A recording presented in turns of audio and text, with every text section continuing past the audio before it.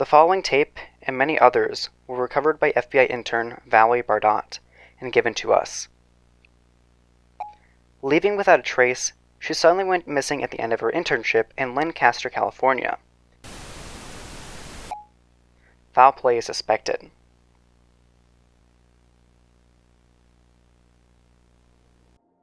This is only part of the opening moments of O'Brien State Park and our first introduction into the universe of the Lancaster Leaks. Hi again, I'm Kuller.exe, though my friends call me Caller. I'm a sentient malware program, and today we'll be discussing the Lancaster Leaks Series, starting with O'Brien State Park. But before we actually dive into the game, I think it'd be best if I cleared something up first. The wendigo that we see in the game is not an accurate depiction of one. In the public zeitgeist, when we think of a wendigo, we think of a large, lanky creature with the skull of a deer adorned firmly atop its head. But that isn't how it was originally presented. In Native American folklore, specifically indigenous peoples that spoke within the Algonquin family of languages, which included the Ojibwe, the Saulteaux, the Cree, the Naskapi, and the Innu, was the wendigo. Each of these tribes have differing interpretations, but within each is the common theme of greed, gluttony, winter, and cannibalism. They are often shown to be spirits rather than a physical being. Some have ashen skin and a skinny frame, others are said to be giants, towering over 15 feet tall, growing larger as they devour more. And sometimes they're just spirits that possess humans. And while some of those interpretations can shapeshift, none of them are close to our modern skull-faced monster that we see all over the place. The only game that I've seen that properly depicts a wendigo is a little-known game called Until Dawn. Unfortunately for us, O'Brien State Park is one that uses the classic deer skull design. I hope you learned something from that, and if you did, remember to like and subscribe, as I'm hoping to examine more folklore of video games in other episodes of this series. Now with that being said, let's move on to O'Brien State Park. This game is one in a series known as the Lancaster Leaks, with an already released sequel, Crisis at Call Center, and a third game on the way. O'Brien State Park is a strong start to a promising series with only a single developer working on it, and creates an SCP-like universe of monsters and mystery in a short and sweet introduction to the series. Before we get into the playthrough of the game, I'd like to state that we will be talking about spoilers for O'Brien State Park and only O'Brien State Park. I will not mention any spoilers for Crisis at Call Center or any other future games, and with the spoiler warning out of the way, let's get to it. Continuing from where we left off at the intro. So long as Valerie is missing, these tapes will continue to be leaked. We gave you a chance, and this will be your last. We start off very strong here. We know what's going on, and while we don't know who the leaker is, we can assume they have a personal connection to Valerie.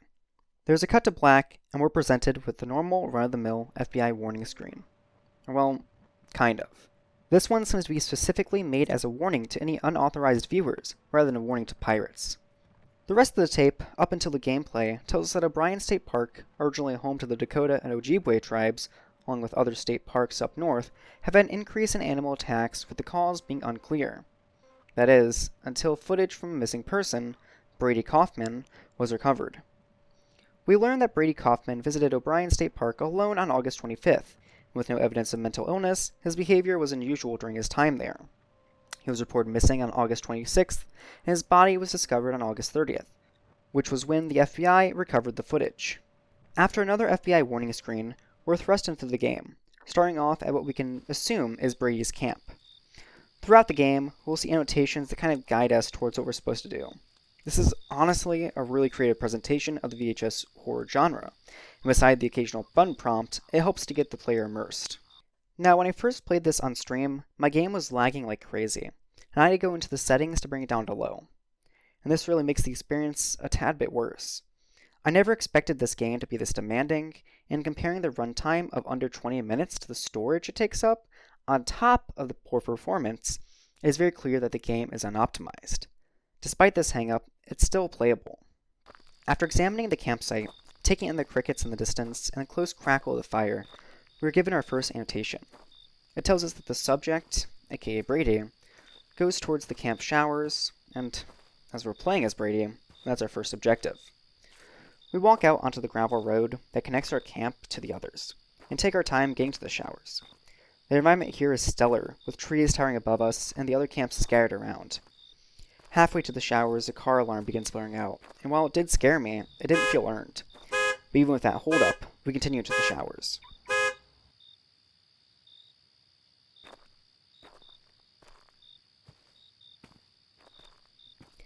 The walls are adorned with the common yellow bricks you've surely seen if you used a park bathroom.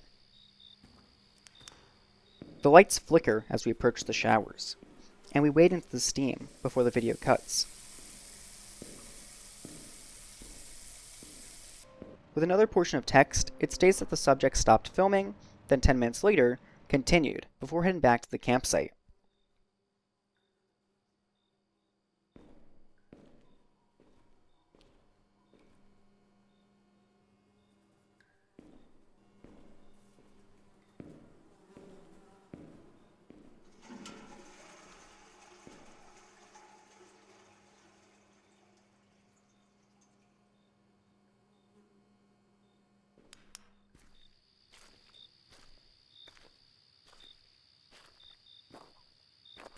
One uneventful walk back, we're met with a man facing away from us at our camp.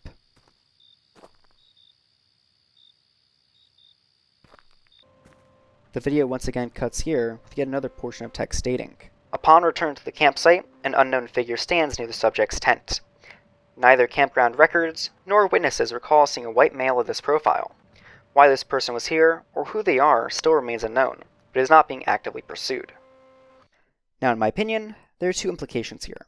The first being that this other person is a skinwalker, as they've already been using the wendigo within this game. The other option being that this is just a random man who joined Brady at his camp, but it's glossed over quite quickly, as we're told that filming resumes after a 1 to 2 hour time jump. At this point, Brady is hiking about 2 miles away from the camp, and they state that the why isn't important to the FBI's involvement, which, what? Wouldn't the FBI want to know why he was here? The more I learn about the story, the more it seems like the FBI isn't exactly doing their job here. But back to the footage. As we walk through the woods, we hear the sound of some wild animal, and later on, as a deer jumps in front of us, we can assume that it was the deer that was making the noise. Though as we continue on, we find the body of the deer mauled and ripped apart by something.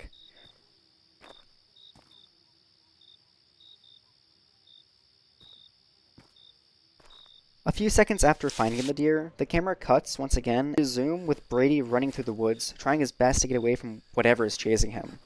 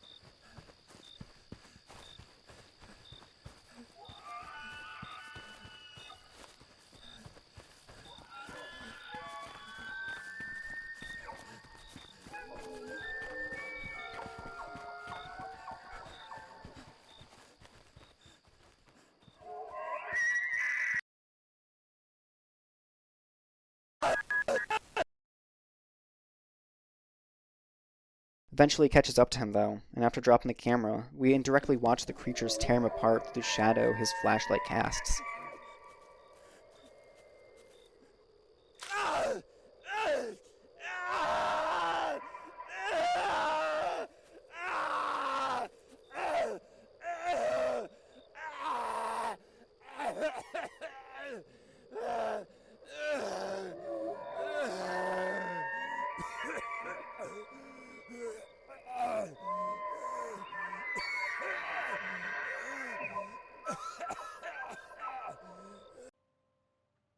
After this, we get a rundown of what occurred, the aftermath of the incident, and what attacked Brady. Subject remains were found scattered. Most flesh was consumed. Little personal items remained intact. The public was told it was an abnormal bear attack. The subject's film was the first footage captured of S-0012. Ultimately, the subject's footage provided the Bureau proof to extend funding and special operations to contain entities. This case marks the first of many successful entity resolution programs. Entity debrief. Wendigos are creatures originated from Native American tribes of the Great Lakes region. The malevolent supernatural beings bring terror to forest dwellers and are linked to numerous missing persons cases. Tall and emaciated looking, wendigos bear antlers. Wrong. And possess an insatiable appetite for human flesh. According to recent intelligence, there has been a notable resurgence of the wendigo, and their geographical distribution has now expanded southward towards Minneapolis. In response to this emerging threat, the Bureau has established a joint task force in collaboration with the Canadian CSIS to take immediate and decisive action to halt the expansion of the species and eventual eradication. Before we're booted back to the main menu, we're given a warning in bold red text. It is imperative to maintain strict operational security, to keep the general public uninformed of these operations, to prevent any unnecessary panic or interference. In my opinion, I believe that O'Brien State Park is a well-made starting point for an interesting anthology that can allow the player to suspend disbelief as we slowly unravel what happened to Valerie Bardot throughout the course of the series, as well as hopefully uncover who it is that's looking for her. It also creates a hook by showing us there are more cases of paranormal creatures that the government is covering up, which personally makes me excited to see what other secrets the series has in store for us in the future. Besides the overarching mystery of the series, the story of this particular game is very cut and dry, with a play-by-play telling us basically everything there is to know. My only real complaint about the game is the optimization. It's kind of abysmal, and while my PC isn't powerful, this game makes it chug even on the lowest settings, which I wouldn't expect from a PSX/VHS style game such as this. Thankfully though, this wasn't as big of a problem in the sequel, but it would be nice if the developer went back and fixed this. Finally, we'll bring back the 3 categories from the last video: terror, aesthetic, and gameplay, all ranked out of 5. For terror, I'm giving this game a 4, as while it is terrifying, especially at the end, it feels cheap during key moments. The wendigos are scary, and I panicked when I first played through this, but it felt like there wasn't enough build-up to allow the player to process the events unfolding, such as in the case of the car alarm. For aesthetic, I'll give the game a 5. The presentation of its story is interesting. Playing out like an interactive analog horror, it also creates an interesting environment where any sound can be written off as a wild animal instead of the creatures that actually lurk in the woods. And while the VHS style is often played out, this game uses cuts in the footage to both increase believability and to tell the story. And finally, for gameplay, this game gets a 2, as it is just a walking simulator with the occasional interaction, such as the zoom on the camera or the sprint in the finale.